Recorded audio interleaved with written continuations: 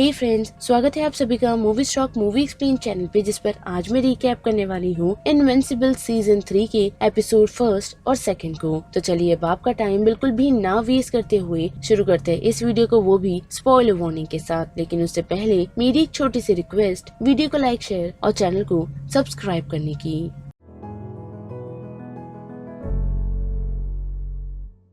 Well guys, तो episode की शुरुआत हमें लगभग 90 डेज बाद की दिखाई जाती है, वो भी लास्ट एपिसोड से, जहां हम देख पाते हैं कि मार्क अपनी पावर्स को टेस्ट कर रहा है और साथ ही साथ वो धीरे धीरे खुद को एक टफ सुपर हीरो बना रहा है, जिसकी देख रेख और कोई नहीं बल्कि सिसिल कर रहा है। और साथ ही वो ये इंश्योर कर रहा है कि उसकी पावर्स और ज्यादा इंक्रीज हो सके, जो ऑलमोस्ट हुई तो है, लेकिन साइंस टीम के अकॉर्डिंग जो टेस्ट उसे अभी दिए जा रहे हैं वो विल्टरमाइट से काफी कम है। यानी कि हम ऐसा मानकर चल सकते हैं कि मार्क का रियल टेस्ट विल्टरमाइट्स है और उसे इन्हीं चीजों के लिए तैयार किया जा रहा है। जिसके साथ साथ हम ये भी देख पाते हैं कि रेक्स और मार्क को इस बात की इन्फॉर्मेशन मिलती है कि किसी ने डिक्लेरेशन ऑफ इंडिपेंडेंस को चुरा लिया है, जिसे रोकने के लिए वो लोग आर्काइव बिल्डिंग के पास पहुँचते तो है, पर अनफॉर्चुनेटली रोक नहीं पाते, क्योंकि वहाँ उन लोगों का सामना मल्टीपॉल से हो जाता है, जिसने रेक्स की हालत काफी खराब कर दी है,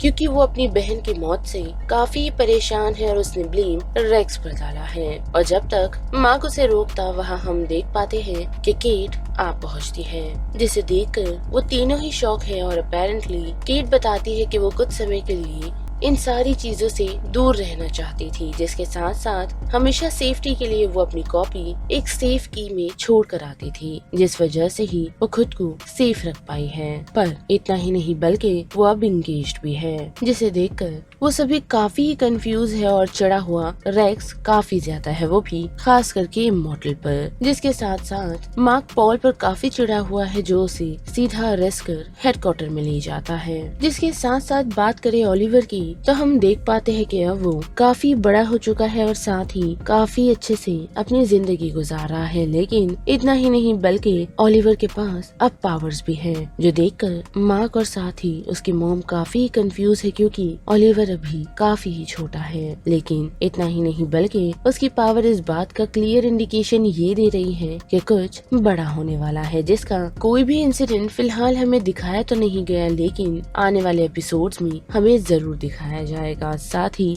ओलिवर भी अपने भाई मार्क की तरह ही वर्ल्ड को बचाना चाहता है। और वही बात करें मार्क की, तो हम देख पाते हैं कि वो ईव की सिचुएशन को लेकर काफी कंफ्यूजन में है, जिस वजह से रिक उसे समझाता है और कहता है कि उसे ईव से बातचीत करनी चाहिए, लेकिन ये उसे याद रखना होगा कि उसे अदर ईव ने क्या कहा था उस बारे में इस करंट टाइमलाइन की ईव को पता नहीं चलना चाहिए। लेकिन हम देख पाते हैं कि मार्क जो ईव से मिलने तो चला गया है, लेकिन मनाने के कुछ समय बाद ही वो उसे दूसरी ईव के बारे में बता देता है, क्योंकि मार्क के अकॉर्डिंग उसे अपनी रिलेशनशिप अगर ईव के साथ शुरू करनी है तो ईव को सारी बातें जानने का हक है। जो सुनकर ईव खुश नहीं होती बल्कि थोड़ी चिढ़ जाती है और वो उसे डिनर के लिए मना कर देती है। और वही हम सिसिल को भी देख पाते हैं, जो डेबी से थोड़ा नाराज है, क्योंकि उसने उसे ओलिवर की पावर के बारे में नहीं बताया। और अब जबकि उसे ओलिवर की पावर के बारे में पता है, तो वो ये चाहता है कि वो भी उसे ट्रेन करे, ठीक मार्क की तरह, ताकि आगे चल के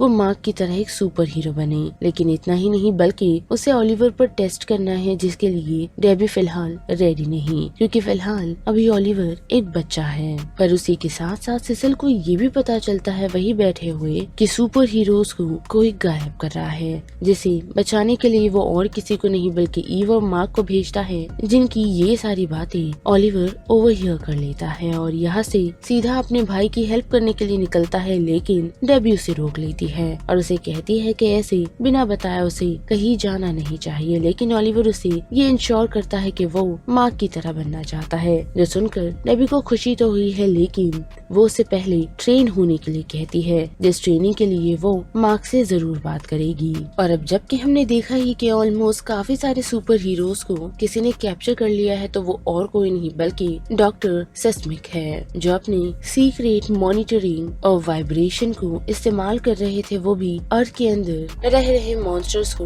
कंट्रोल करने के लिए, जो वो करने में कामयाब हुए हैं। और उन्हीं की मदद से उसने सभी सुपर हीरोज को कैप्चर भी कर लिया है, जिन्हें रोकने के लिए ईव और मार्क उस लोकेशन पर पहुंचते हैं। पर वहां मौजूदा काफी सारे अर्थली मॉन्स्टर का ईव और मार्क सामना नहीं कर पाते, क्योंकि मार्क का ध्यान ईव के कारण भटक जाता है, जिसे थोड़ी सी खरोच लग गई थी, और उस वजह से ईव और मार्क को कैप्चर कर लिया जाता है। और वही सिसिल, जिसे भी इस बात की भनक लग गई थी, और उसी कारण उसने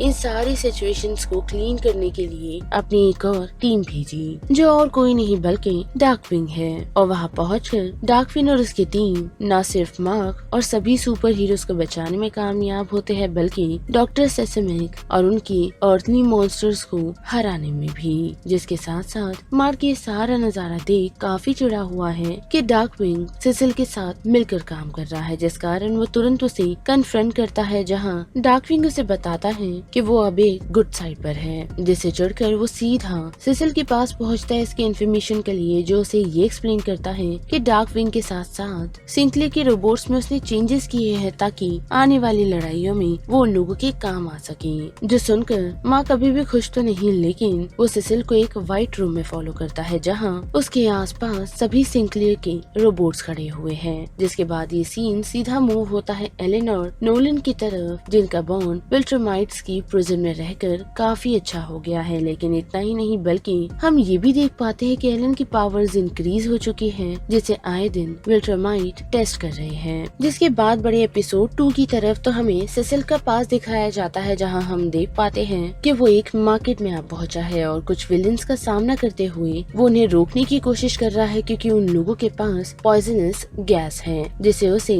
रोकना है। पर अनफॉर्चुनेटली वो उन कपल्स को रोक नहीं पाता, और वहाँ मौजूदा टॉक्सिक गैस उन दोनों के द्वारा रिलीज कर दी जाती है, जो रिलीज होते ही उन विलेंस की बॉडी में से सभी मांस को गिराना शुरू कर देते हैं, जो देख सिसिल हैरान है, जिस वजह से वो वहाँ से निकलने की कोशिश करता है। पर अनफॉर्चुनेटली गैस को ज्यादा टाइम रोक नहीं पाता और खुद भी उसकी चपेट में आ जाता है। पर वक्त रहते वहाँ ऑफिसर्स हजमत सूट पहन सिसिल को बचाकर उस लोकेशन से ले जाते हैं। जिसके बाद सिसिल की आँख खुलते ही उसकी मुलाकात डायरेक्टर रैडक्लिफ से होती है, जो उसे बताते हैं कि उस पॉइजनस गैस के कारण लगभग 17 लोगों की मौत हो चुकी है। पर सिसिल ने काफी अच्छा काम किया, क्योंकि उसने लाखों की जानें बचाई है। लेकिन सिसिल इससे खुश नहीं, और अब जबकि सिसिल की बॉडी डायरेक्टर रैडक्लिफ ने ठीक कर दी है, तो वही सिसिल ये डिसाइड करता है कि वो अपनी स्किन पर एक मार्क रहने देगा, ताकि उसे इस इंसिडेंट की बार बार याद दिला सके। और ऐसे ही कुछ समय बाद रैडक्लिफ और उन लोगों के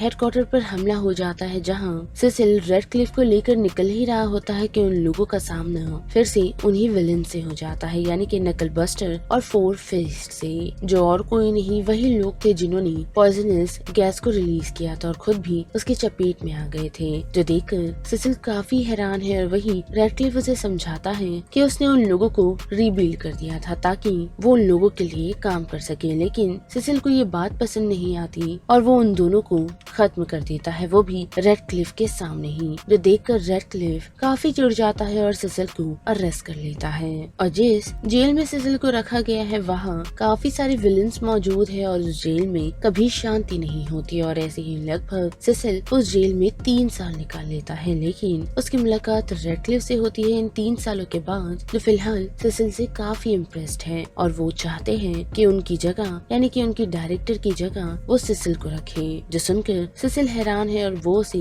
इस काम को करने से मना कर देता है, लेकिन रैडक्लिफ उसे एक्सप्लेन करता है कि उसने सिसिल को यहाँ एक टेस्ट के लिए ही भेजा था, क्योंकि इस प्रिजन में कभी शांति नहीं हुआ करती थी। लेकिन इन 3 सालों में सिसिल ने कुछ विलेंस को खत्म किया है जो जरूरी था, और इस जेल में शांति कायम रखी है, साथ ही खुद का रुतबा भी। जिसके बाद ये कहानी फिर से प्रेजेंट में आती है, जहाँ हम देख पाते हैं कि मार्क अभी भी सिसिल की उन हरकतों से चिढ़ा हुआ है। वही व्हाइट रूम में काफी सारे सिंक्लियर्स मौजूद हैं, जिसे अभी भी मार्क अप्रूव नहीं करता, लेकिन सिसिल उसे समझाता है कि सभी बदल जाते हैं, पर मार्क के अकॉर्डिंग ऐसा नहीं है और वो वहाँ मौजूदा सिंक्लेयर के रोबोट्स को खत्म करना शुरू करता है, पर नोटिस कर पाता है कि वहाँ उस जैसे और भी मौजूद है, जिसके साथ साथ सेसिल उसे ये भी बताता है कि उसने मार्क के सर में एक चिप डाली हुई है जिससे वो मार्क को कंट्रोल करता है, यानी कि उसे शांत करने की कोशिश करता है, क्योंकि सेसिल उससे डरा हुआ है ताकि आगे चलकर वो उसके फादर की तरह कुछ गड़बड़ ना कर दे। जैसे चिड़ मार्क वहाँ से निकल सीधा हेडक्वार्टर पहुँचता है और सेसिल की सारी इन्फॉर्मेशन उन लोगों को देता है, जिसे देख गार्डियंस काफी ही शॉक है और ये देख कर कि वो किस तरीके से मार्क को टॉर्चर कर रहा है, वो भी एक ट्रांसमीटर की मदद से। और मार्क की ऐसी हालत देख वो सभी उसका साथ देते हैं और सेसिल के वहाँ लाए हुए सिंक्लियर रोबोट का सामना करते हैं, पर मार्क को ब्लॉक कर दिया जा रहा था, वो भी सेसिल के उसी टॉर्चर डिवाइस के कारण, जिसे वो लोग तोड़ने में कामयाब होते हैं, जिससे मार्क को अपॉर्चुनिटी मिल जाती है वहाँ सिंक्लियर के रोबोट्स का सामना करने के लिए। लेकिन उससे सेसिल काफी चिढ़ा हुआ है, क्योंकि उसके अकॉर्डिंग मार्क जहाँ भी जाता है वहाँ तबाही मचाता है, साथ ही साथ उसने वर्ल्ड को भी धोखा देने की कोशिश की थी, वो भी अपने फादर का साइड लेकर, जिससे चिढ़ मार्क भी ये डिसीजन ले लेता है कि अब वो सेसिल के पास कभी वापस नहीं लौटेगा और वहाँ से वापस चले जाता है, ये कहकर कि अगर उसने उसकी फैमिली के करीब आने की कोशिश की तो वो सेसिल को जिंदा नहीं छोड़ेगा। और घर पहुँच इस बात की इन्फॉर्मेशन मार्क अपनी मॉम को देता है, साथ ही ईव भी वहाँ मौजूद है, जो सुनकर ओलिवर उसे यही कहता है कि उसे सेसिल को खत्म कर देना चाहिए था, लेकिन मार्क उसे समझाता है कि वो सिर्फ बोल रहा था, बल्कि एक्चुअल में वो उसे मारना नहीं चाहता था। जिसके साथ साथ डेबी भी मार्क को और ओलिवर को शांत रहने के लिए कहती है, क्योंकि ओलिवर भी अभी छोटा है, वही मार्क जिसे इन सारी चीजों से दूर रहने के लिए उसने कहा है। जिसके बाद मार्क और ईव की बातचीत हम देख पाते हैं, जो इस समय मार्क के साथ तो है, लेकिन फिलहाल वो उसके साथ रिलेशनशिप के लिए रेडी नहीं। और वही हेडक्वार्टर में हम हीरोज को देख पाते हैं जो हेडक्वार्टर को क्लीन कर रहे हैं, और साथ ही इस बात की डिस्कशन भी कि मार्क सही था या फिर सेसिल। तो काफी गार्डियंस के अकॉर्डिंग मार्क सही निकलता है, जिस कारण रेक्स और उसने काफी कुछ और लोगों को अपने साथ गुड साइड पर यानी कि मार्क के साइड लेकर वहाँ से चला जाता है। और अब जबकि कुछ लोग बचे हुए हैं, तो वही हम देख पाते हैं कि सेसिल गार्डियंस की टीम में एक नए मेंबर को इंट्रोड्यूस करवाने के लिए पहुँचता है, जो और कोई नहीं बल्कि डार्कविंग है। और इस बात से डोनाल्ड भी श्योर नहीं कि सेसिल ने ये सही किया है या नहीं, पर सेसिल के अकॉर्डिंग सभी लोगों को चेंज होने का हक होता है। जिसके बाद ये कहानी फिर से पास में बढ़ती है, जहां हम देख पाते हैं कि सेसिल जिसने डायरेक्टर की पोजीशन ले ली है गार्डियन की टीम में, जो आते ही चेंजेस करना शुरू कर चुका है, जिससे कुछ लोग काफी परेशान है। लेकिन वही डोनाल्ड ये नोटिस करता है कि अर्थ पर एक नया हीरो आ पहुंचा है, जिससे उनके अर्थ को खतरा हो सकता है, जिस वजह से सेसिल उससे बात करने के लिए पहुंचता है, जो और कोई नहीं ओमनी मैन है। और उसे ऐसा लगता है,